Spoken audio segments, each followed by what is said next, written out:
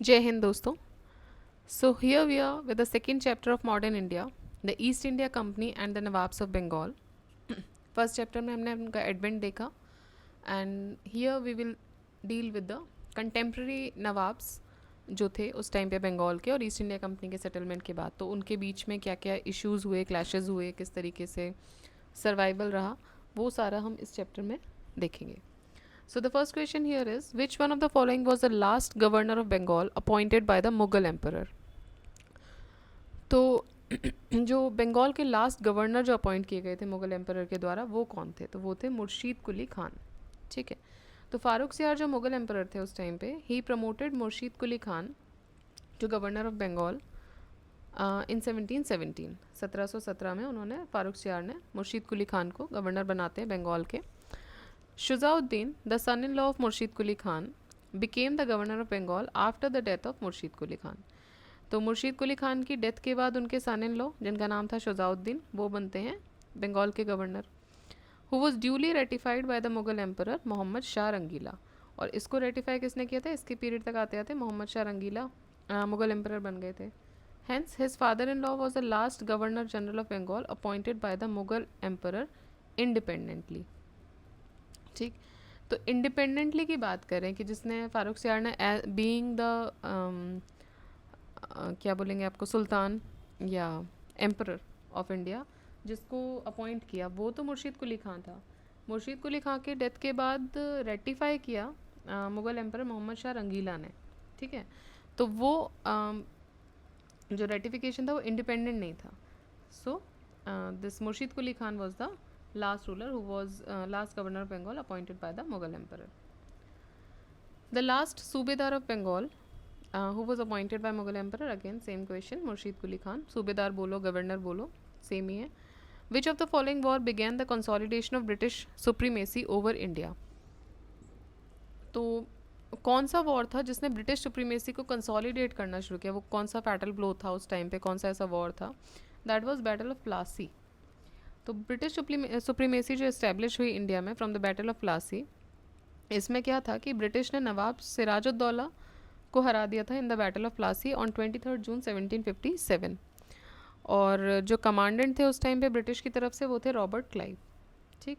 तो जो battle of Plassey हुआ ये सिराजुद्दौला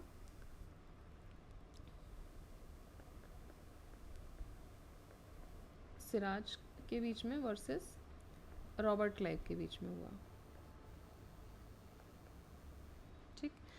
तो इसमें जो Robert Clive he won the battle and he defeated Siraj-ud-Daulah.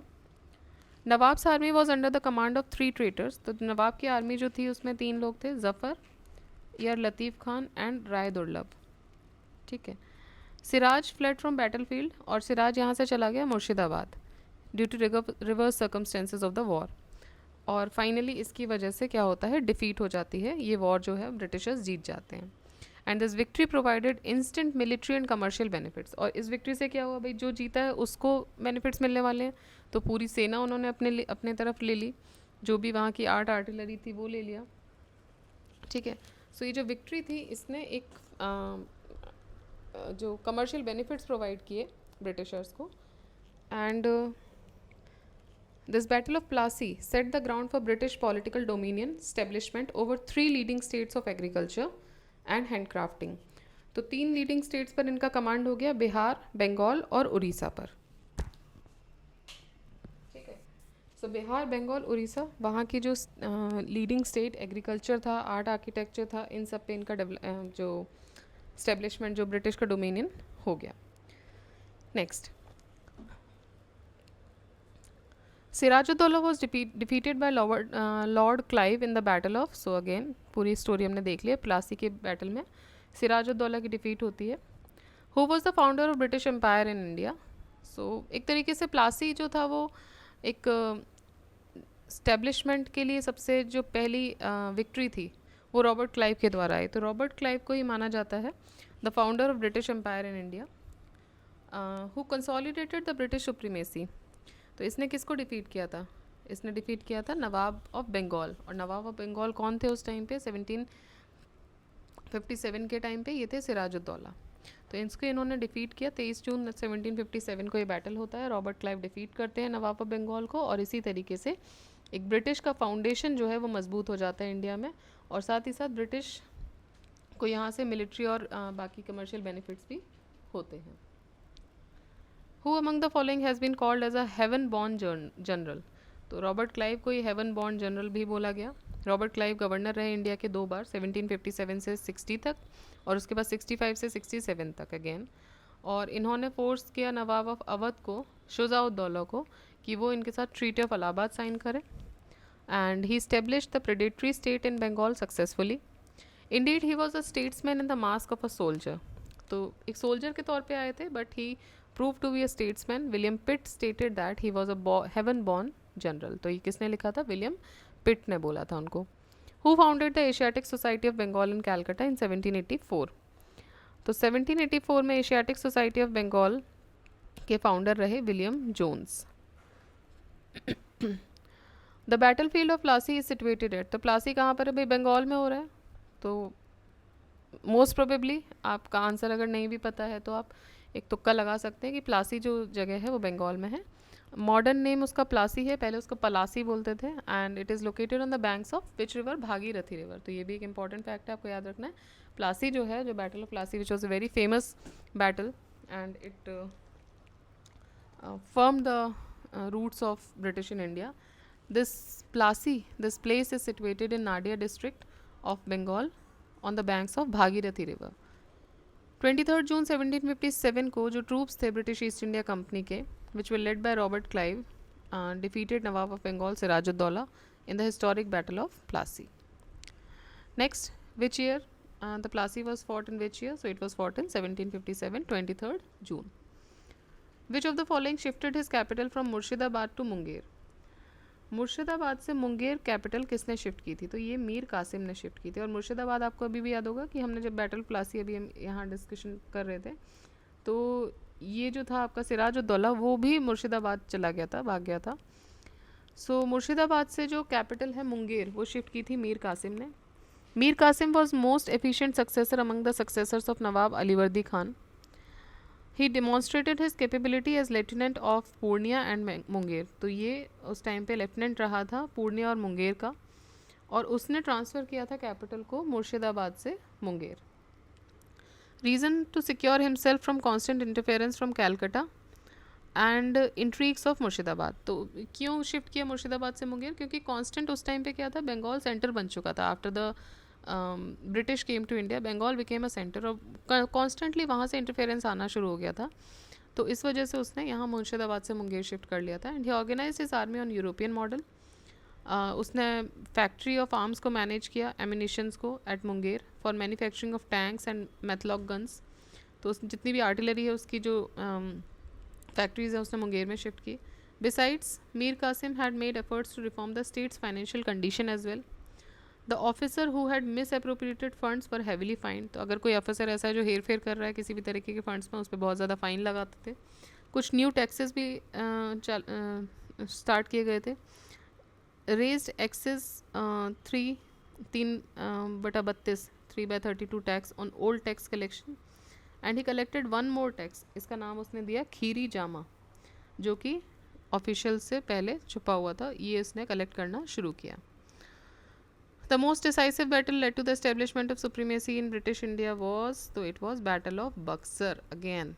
Battle of Plassey से तो उनके जड़ें जम गई, ठीक है, the first battle। उसके बाद बैटल ऑफ बक्सर होता है 1764 में।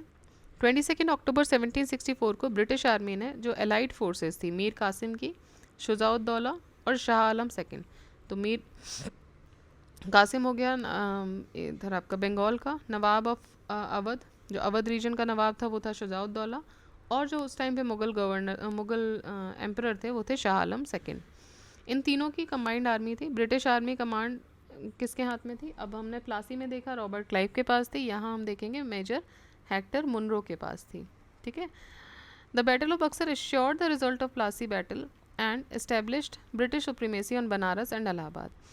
तो वहाँ पे क्या हुआ था, जब बैटल ऑफ प्लासी जीता गया था तो बिहार, आपका उड़ीसा रीजन जो था, उन्होंने अपने मतलब उन पे इस्टेब्लिशमेंट आ गया था। देखिए अब यहाँ हम देख रहे थे, बिहार, बंगाल एंड उड़ीसा। और यहाँ देखोगे आप, जैसे ये बैटल बक्सर की होती है, तो they got a strong hold on Banaras and Allahabad. तो गंगा के पास तक ये लोग आ गए थे, यहाँ पे इनका स्ट्रॉन्ग होल्ड बन गया। Battle of Buxar made way for the British and prove that there is no strong competitor before the British. तो बैटल ऑफ बक्सर से उन्होंने जो कंबाइंड आर्मी थी उसको हराया, तो एक रास्ता खुल गया ब्रिटिशर्स के लिए, और ये समझ आ गया कि भाई इनसे ज़्यादा बेटर कॉम्पिटिटर नहीं है। And battle of Buxar completed what Plassey had begun. भाई प्लासी में जो अकोमोडेशन जो शुरू हुआ था वो यहाँ पे आके फाइनल होता है। एंड इस तरीके से जो पूरी तरीके से ब्रिटिश सुप्रीमेसी जो है वो ओवरऑल इंडिया, क्योंकि अब सेंटर पे आपने कमांड कर लिया, पहले आप बंगाल जो ट्रेड सेंटर्स है वो आपने अपने हाथ में रखे, और फिर आप धीरे धीरे आके जो मेन सेंटर्स रहे इंडिया के उस टाइम पे, the central India, the UP place, वो आपने कमांड में ले ली। और इसी के साथ जो प्लासी ने शुरू किया था वो बक्सर ने कंप्लीट किया। According to Sir James Stephen, the Battle of Buxar deserves more credit than the Battle of Plassey as the origin of British power in India. If the result of both significant battles are analyzed, ये बोला जा सकता है कि जो battle of Plassey था वो treachery से जीता गया था, बट बैटल ऑफ बक्सर में एक्चुअल जो सुप्रीमेसी थी इंग्लिश आर्मी की वो दिखाई दी। ठीक है, तो दोनों ही बैटल डिसाइसिव थे, लेकिन पहली बैटल ने एक जड़ें डाली है ना। जब हम घर बनाते हैं तो पहले हम न्यू रखते हैं, तो न्यू को जब घर बन जाता है तो भूल जाते हैं कि न्यू कहाँ थी और न्यू कहाँ भरी गई थी। तो वही चीज़ है कि बैटल ऑफ बक्सर ने एक न्यू डाली थी, और उसके अलग अलग मतलब रीजंस हो सकते हैं कैसे डाले, उसके तरीके हो सकते हैं। जैसे कि बैटल ऑफ जब प्लासी हुआ तो it was done through treasury also, वहाँ पे ट्रेजरी का भी यूज़ हुआ। ट्रेजरी मतलब कि धोखा देना, बिट्रेयल ऑफ ट्रस्ट बोल सकते हो आप एक तरीके से, तो वो रहा। लेकिन बैटल ऑफ बक्सर ने जो था वो एक्चुअल सुप्रीमेसी दिखाई, क्योंकि यहाँ पे जो आर्मी थी वो भी कंबाइंड आर्मी थी, बंगाल, अवध और मुगल एम्परर की। सो उनकी मिलिट्री स्किल्स दिखी, और Plassey made the English only the controller of Bengal, जबकि बक्सर से जो पॉलिटिकल प्रेस्टीज था कंपनी का वो through out the India prove हो गया। Next question, who was the ruler of Delhi at the time of battle of Buxar. देखिए ये जो एनालाइजिंग पार्ट होता है ना, आपने रटने के लिए तो आप रट लोगे बैटल ऑफ बक्सर कब हुआ, बैटल ऑफ प्लासी कब हुआ, ये एनालाइजिंग पार्ट आपके मेंस में काम आता है। ऑल्दो इतना ही सिर्फ उसमें रीजंस नहीं होते हैं, वो मेंस जब आप पढ़ेंगे तो obviously you will read many things, तो वहाँ से आपको और भी पॉइंट्स मिलेंगे। बट ये एनालाइजिंग जो पार्ट होता है, ऐसा हुआ तो क्यों हुआ, तो वो भी थोड़ा सा जब क्वेश्चन करते हैं, अभी तो आपका प्री आने वाला है सो बहुत टाइम मत दीजिएगा, बट जब भी होता है तो क्यों क्या कैसे वाला जो अंदर एक इंक्विजिटिवनेस होती है, वो आपको जानने की जो इच्छा होती है, वो आपके मेंस में बहुत आपको हेल्प करती है। ठीक है, तो वो भी कभी कभी बैठे बैठे जब लग रहा है कि नहीं you are not doing anything, तो आप वो एक प्रैक्टिस फॉलो कर सकते हैं। कोई चीज़ कैसे हुई, कब हुई, वो चीज़ों से आप एक इंक्विजिटिवनेस आएगी और आप सीखेंगे। ठीक है, so that will help you out in writing as well, because obviously pre निकलने के बाद आपको मेंस लिखना ही है, so that practice should be discussed. ठीक, next, who was the ruler of Delhi at the time of battle of Buxar. So उस time पे दिल्ली के रूलर थे शाह आलम सेकेंड, वो हमने देख लिया कि वो भी उस आर्मी के साथ थे। Next, who was the Nawab of Bengal when the Battle of Buxar was fought। तो Mir Jafar was the Nawab of Bengal. देखिए हमने देखा था, okay, this was with Mir Qasim, Shujauddaula and emperor Shah Alam two, और उस टाइम पे बंगाल के जो नवाब थे वो मीर जाफर थे। तो बैटल ऑफ बक्सर हुआ 22 अक्टूबर 1764 1764 को between the forces under the command of British East India Company which was led by Hector Munro and the combined army of Mir Qasim, Mughal king Shah Alam second and Nawab of Awadh. Nawab of Awadh कौन थे? शुजाउद्दौला। मीर जाफर जो थे वो उस टाइम पे नवाब ऑफ बंगाल थे। Out of the following, the most decisive battle fought by the English East India Company was, so it was Battle of Buxar. The first decisive military success, Battle of Buxar again. Major Hector Munro inflicted a crushing defeat on the allied army of Qasim, Shujaud-Dawla and Shah Alam II. Now there was no power left to challenge the British Empire in India that time. क्योंकि उस time पे Mughals का rule था। धीरे धीरे जैसे ही जब इन लोगों ने अपनी फैक्ट्रीज लगाना शुरू की, औरंगज़ेब की डेथ हो गई, उसके बाद ये पेंशनर्स में चेंज होने लगे, और जो ऑलमोस्ट जो कंट्रोल था वो नाम के लिए उनका रह गया था। और फाइनली ये जो बैटल हुई और इसमें जो हरा दिया गया, तो जो मिलिट्री कमांड्स थी, बाकी चीज़ें भी इनके पास आ गई। And obviously this truth can not be denied कि जो मिलिट्री थी ब्रिटिश की, वो थोड़ी सी ज़्यादा टेक्निकल थी हमसे, बहुत ज़्यादा टेक्निकल थी, थोड़ी क्यों बोलेंगे, तो बहुत ज़्यादा टेक्निकल थी, तो सुप्रीमेसी इस वजह से भी एक मेंटेन रही इन लोगों की। सो इस बैटल ऑफ बक्सर के बाद जब ये जो कंबाइंड आर्मी मुगल की भी हार गई, क्योंकि एम्परर खुद था उसमें, तो उसके बाद फिर कोई ऐसी बड़ी पावर इंडिया में नहीं थी जो इनकी सुप्रीमेसी को चैलेंज कर सकती थी। ठीक है, सो thus the battle of Buxar is regarded as the first decisive military success of East India Company। तो पहली military success East India Company की वो जो रहेगी वो battle of Buxar रहेगी। Next, which of the following is considered to be the most significant battle in the establishment of British supremacy? Again, battle of Buxar। With reference to Hindu Nawab Wazirs of Awadh Sultanate, which of the following statement is or are correct? Raja Tiket Rai was Arth Mantri of Nawab Asafuddaula। Usually there were certain Hindu castes who were placed at high positions in the state of Nawab of Awadh। तो दोनों ही इसमें सही हैं। राजा टिकैत राय जो थे वो अर्थ मंत्री थे नवाब ऑफ असफुद्दौला के। यूजुअली कुछ हिंदू कास्ट जो थी वो भी हाई पोजीशंस पे थी नवाब ऑफ अवध के पीरियड में। Which of the following rulers had granted diwani to East India Company? तो शाह आलम सेकेंड ने दीवानी राइट्स दिए थे ईस्ट इंडिया कंपनी को। As per the Second Treaty of Allahabad, August 1765, the Mughal Emperor Shah Alam II was taken under the company's protection and was to reside at Allahabad. He was assigned Allahabad and Kada and ceded by Nawab of Awadh. The Emperor issued an order dated 12th August 1765 granting company the Diwani of Bengal, Bihar and Orissa। ठीक है, तो जो ये आपका treaty of Allahabad थी उसके हिसाब से शाह आलम सेकेंड जो था वो कंपनी की प्रोटेक्शन में आ गया पूरी तरह। अब वो एम्परर था, नाम के लिए था, लेकिन वो अब जब जैसा कंपनी बोलेगी वैसा करेगा। So he was the puppet now, complete puppet, and he was asked to reside at Allahabad. Now इसको इलाहाबाद और कड़ा दिया था। He was assigned Allahabad and Kara, जिसको which was ceded by the nawab of Awadh और अवध। और इसके साथ ही एम्परर ने एक ऑर्डर इशू किया 12 अगस्त 1765 को, and it granted the company the diwani of Bengal, Bihar and Orissa. अब तो आपके हाथ में आ गया पपेट, तो आप कुछ भी साइन कराओ। तो उन्होंने साइन कराया एम्परर से कि भाई जो भी दीवानी राइट्स हैं बंगाल, बिहार और उड़ीसा के, वो हम कंपनी को ट्रांसफ़र करते हैं। In return the company had to make an annual payment of 26 lakh to him, और बदले में कंपनी उनको 26 लाख रुपए एनुअल पेमेंट देगी। ठीक है, इसके साथ ही साथ 53 लाख 53 लैक्स जो हैं वो दिए जाएंगे निज़ामत के एक्सपेंसेस के लिए। इस टाइम पे रॉबर्ट क्लाइव जो था वो गवर्नर था ईस्ट इंडिया कंपनी का। हमने देखा था 1965 से 67 तक फिर से वो गवर्नर बना था। Emperor's order legalise the political authority. अभी क्या हुआ, मिलिट्री अथॉरिटी तो इन्होंने ले ली थी वॉर से, फिर ट्रीटी ऑफ इलाहाबाद भी साइन करवा लिया उनसे, और उस ट्रीटी ऑफ इलाहाबाद से इन्होंने पॉलिटिकल राइट्स भी गेन कर लिए। एंड जो पूरी सुप्रीमेसी थी इन ब्रिटिश रूल की वो एक्सटेंड हो गई all over India including Delhi. Successors of Shah Alam second, Akbar second and Bahadur Shah second. उसके बाद दो और बचते हैं। शाह आलम सेकंड के बाद दो और सक्सेसर्स रहे मुगल के, एक रहे अकबर सेकंड और दूसरे रहे बहादुर शाह सेकंड। तो अकबर सेकंड की स्टोरी जो राजा राम मोहन रॉय के साथ भी हम इंटीग्रेट करते हैं कि उनका केस लड़ने के लिए वहाँ गए थे, सो पेंशन का केस था। एंड उसके बाद आते हैं बहादुर शाह जफ़र, और 1857 में बहादुर शाह जफ़र की डेथ के साथ मुग़ल एम्पायर पूरी तरीके से, जो नाम का जो एम्पायर बचा हुआ था वो भी ख़त्म हो जाता है। So they became the pensioners of East India company. Now who granted the diwani of Bengal to company in 1765? तो मुग़ल एम्परर ऑब्वियसली। नवाब्स थे उस टाइम पे, लेकिन अथॉरिटी मुग़ल एम्परर की थी पूरी तरह से। तो मुग़ल एम्परर्स जो थे उन्होंने जो दीवानी थी बंगाल की वो ईस्ट इंडिया कंपनी को दे दी 1765 में। और कौन था Mughal emperor? Shah Alam second.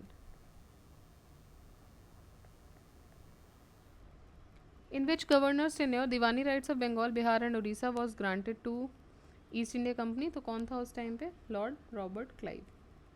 Emperor Shah Alam second gave the diwani of Bengal, Bihar, Orissa to East India Company. अब ये डेट पूछ रहे हैं, तो डेट थी 12 अगस्त 1765। ठीक है, तो सारे फैक्ट्स आपको याद रखने हैं। स्टेट में जनरली फैक्ट्स पूछ ही लेते हैं, तो फैक्ट्स भी आपको याद रखने हैं इसमें। तो इन्होंने कब दी थी? 12 अगस्त 1765 को। कौन से ईयर में जो अथॉरिटी थी ब्रिटिश की, it established over the fort of Prayagraj. तो प्रयागराज के फोर्ट पे अथॉरिटी इस्टेब्लिश हुई थी 1797 में। Okay.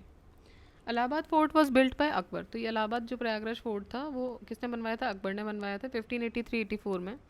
As a party of treaty of Allahabad in 1765 after the battle of Buxar, fort was garrisoned by British East India company troops.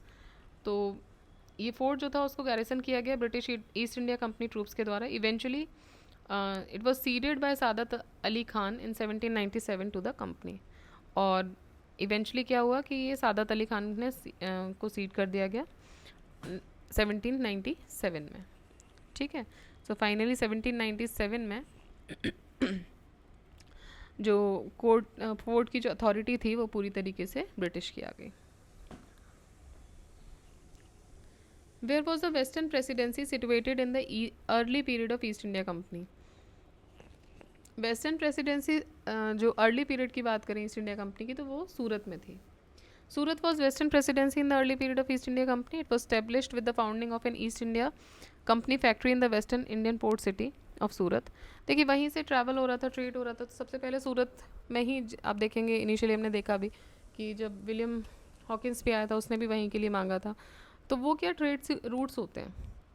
तो वहाँ ही जो पहली प्रेसिडेंसी थी वो वहाँ इस्टेब्लिश हुई and terminated when the presidency seat was move to Bombay.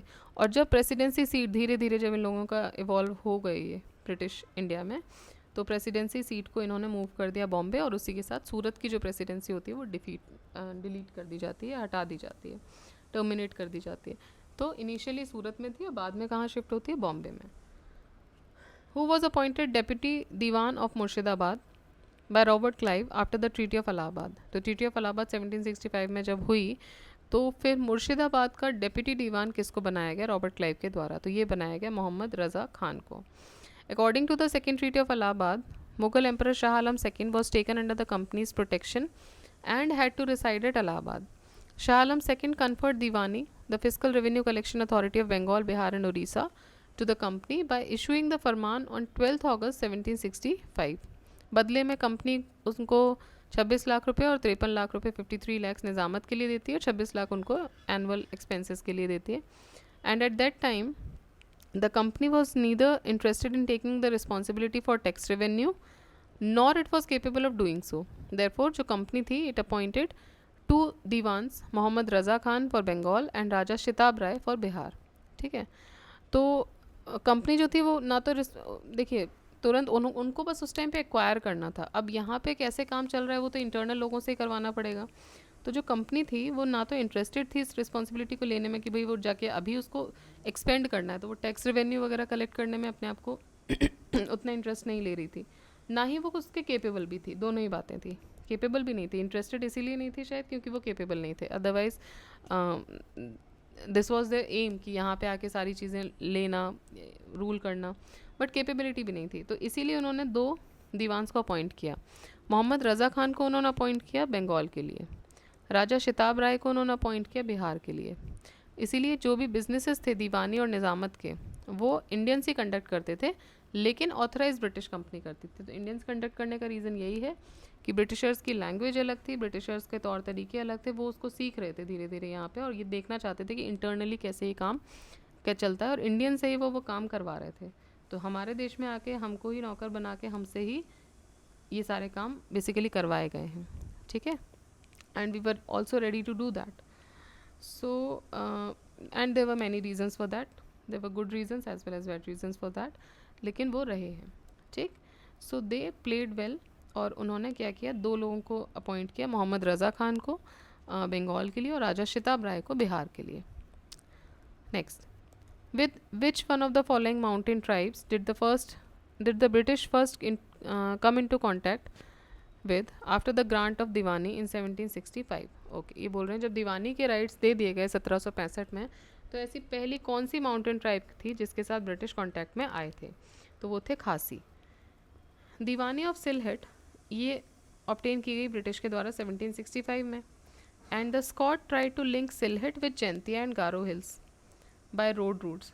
तो उसी टाइम पे स्कॉट जो था वो ये चाहता था कि सिलहट को जैंतिया के साथ जोड़ा जाए और गारो हिल्स के साथ रोड रूट के द्वारा after the Burma war, Anglo Burma war के बाद। तो खासी ट्राइब ने इसके लिए रिवोल्ट किया, ठीक है, under the leadership of Tirot Singh. तो तिरोत सिंह की लीडरशिप में खासी ट्राइब ने रिवोल्ट किया जब ये लैंड रूट के द्वारा इनको जोड़ना चाह रहे थे सिलहट को गारो हिल्स से और जैंतिया से। तो पहली जो ट्राइब जिन जिन मतलब जो इनके साथ कांटेक्ट में आई ब्रिटिश के साथ वो थी Khasi tribe. Which of the following is correct chronological order of the battles fought in India in 18th century? Wandiwash, Buxar, Ambur और प्लासी। तो आपको ये बताना है कि इनमें से क्रोनोलॉजी आपको बतानी है कि क्या रहेगी। तो देखिए बैटल ऑफ अंबुर जो है, बैटल ऑफ अंबुर लड़ी गई थी 1749 में।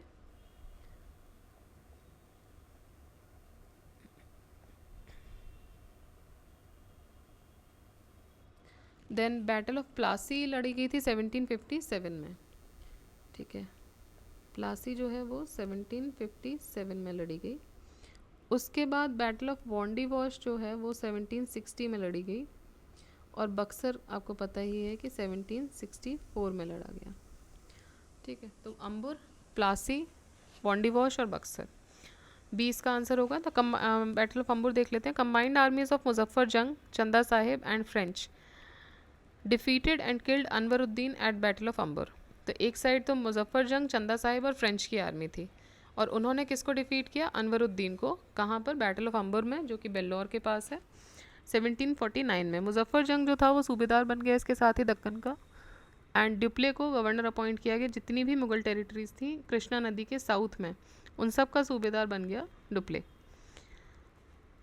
The Nizam surrendered some districts in the northern Circars to the French.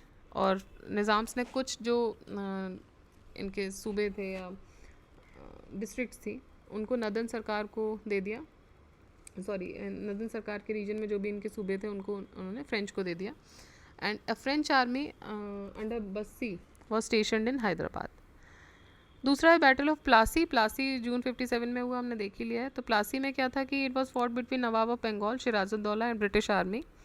Bengal जो था it was in control of British army after Plassey, and Mir Jafar जो था it was placed on throne by Robert Clive, ठीक है। तो मीर जाफर को थ्रोन पे रखा गया रॉबर्ट क्लाइव के द्वारा। एक्सचेंज में मीर जाफर ने ceded to the British in area of south of Calcutta. तो एक्सचेंज में क्या हुआ कि मीर जाफर ने जो साउथ ऑफ कैलकटा का जो एरिया था उसको ब्रिटिश को दे दिया, which was known as 24 Pargana, 24 Pargana, for the services, and gifted 2,34,000 pounds to Clive as personal gift, ठीक। तो भाई जो शुजाउद्दौला ब्रिटिश आर्मी के बीच में लड़ाई होती है, बंगाल ब्रिटिश के पास आता है, मीर जाफर को रॉबर्ट क्लाइव थ्रोन पे रख देता है, तो मीर जाफर बदले में उसको कुछ एरिया और पैसा दे देता है, ठीक है। तो कैलकटा के साउथ में जो 24 परगना था वो दे दिया और साथ ही साथ उसने 2,34,000 पाउंड्स भी क्लाइव को दे दिए कि भाई ये आपका पर्सनल गिफ्ट है। फिर बैटल ऑफ वॉन्डीवॉश होता है, ये होता है फ्रेंच और ब्रिटिश के बीच में, दोनों आर्मीज़ के, यूरोपियन आर्मीज़ के बीच में होता है। फ्रेंच ने इसमें डिफीट किया ब्रिटिश को और आयरकूट जो था उसको लीडर बनाया गया, सॉरी वो लीडर था उस टाइम पे ब्रिटिश आर्मी का, जबकि फ्रेंच का लीडर था काउंट दी लेली, ठीक। तो इस टाइम पे ब्रिटिश की साइड से कौन था? आयरकूट था, और फ्रेंच की साइड से था काउंट दी लेली। Then British of battle of Buxar, तो ये हुआ था मीर कासिम शुजाउद्दौला शाह आलम सेकेंड, और ब्रिटिश को जो लीड कर रहे थे वो हेक्टर मुनरो थे और ब्रिटिशर्स इसमें जीत गए। तो अंबुर के बैटल में कौन जीता? अंबुर के बैटल में फ्रेंच और चंदा साहिब और मुजफ्फर जंग की एक कंबाइंड आर्मी जीती अनवरुद्दीन को हरा के। प्लासी में आपको पता है कि ब्रिटिश और सिराजुद्दौला के बीच में हुआ था, तो ब्रिटिश जीतते हैं और मीर जाफ़र को इसके बाद नवाब बना दिया जाता है रॉबर्ट क्लाइव के द्वारा। फिर बैटल ऑफ वॉन्डीवॉश होता है ब्रिटिश और फ्रेंच के बीच में, इसमें फ्रेंच जीतती है। और बैटल ऑफ बक्सर होगा again the combined armies of Shah Alam, Qasim और शुजाउद्दौला, और इसमें हेक्टर मुनरो जीता है जो कि ब्रिटिश के साइड से था। Next, name the French commander who was defeated in the battle of Wandiwash. तो ये था काउंट लेली।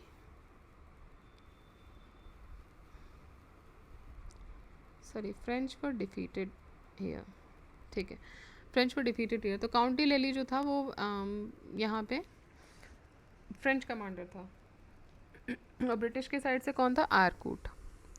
Next, in the battle of Wandiwash British defeated the French. The famous Battle of Wandiwash in 1760, it was fought by British against French. Which of the following pairs is correctly matched? Battle of Buxar.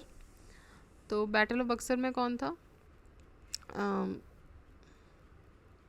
देखा था हमने, combined army थी, ठीक है. इधर से Clive तो हटी गया, रॉबर्ट क्लाइव तो था ही नहीं, मुनरो था, और उधर से कंबाइंड आर्मी थी, कासिम, शुजाउद्दौला और शाह आलम की, तो ये गलत हो गया. बैटल ऑफ वॉन्डिवॉश फ्रेंच और ईस्ट इंडिया कंपनी के बीच में था, ये सही है, और इसमें ईस्ट इंडिया कंपनी जीत गई थी. बैटल ऑफ चिलियावाला जो था वो डलहौजी और मराठास के बीच में नहीं था, वो हुआ था लॉर्ड गाओ, जो कि ब्रिटिश आर्मी के साइड से थे, और सिख आर्मी से थे शेर सिंह. और अनडिसाइडेड बैटल थी ये चिलियावाला, और उस टाइम पे लॉर्ड डलहौजी जो था वो गवर्नर था इंडिया का. और बैटल ऑफ खुर्दा ये हुआ था मराठास और निज़ाम के बीच में, जिसमें कि निज़ाम्स हार गए थे. Next, which of the following oppose the British in India vigorously. तो सबसे ज़्यादा विग्रसली जो अपोज आया ब्रिटिश को, वो आया था मराठास की साइड से.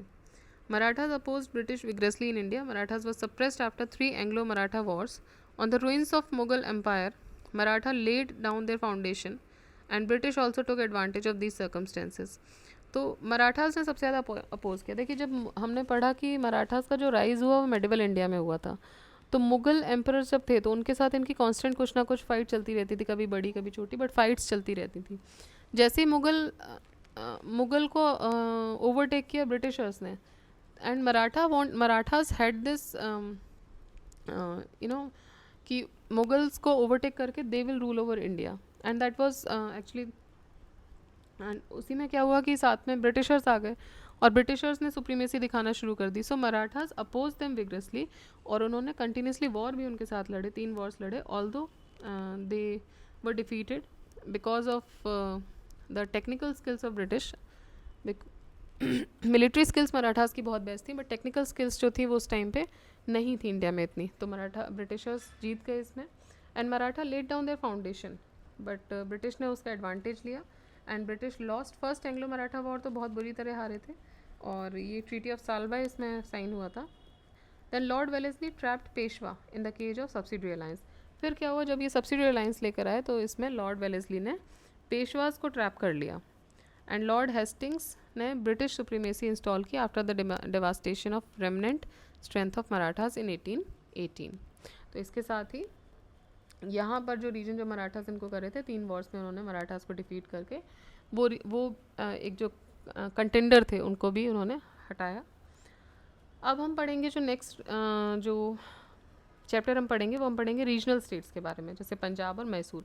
अब धीरे धीरे ये इनको भी रिमूव करने की बातें आएंगी, और इन पे भी सुप्रीमेसी ली जाएगी. तो अराउंड इसमें कितने क्वेश्चन हैं आपके? 24 क्वेश्चन हैं, and next would be governors और गवर्नर जनरल्स.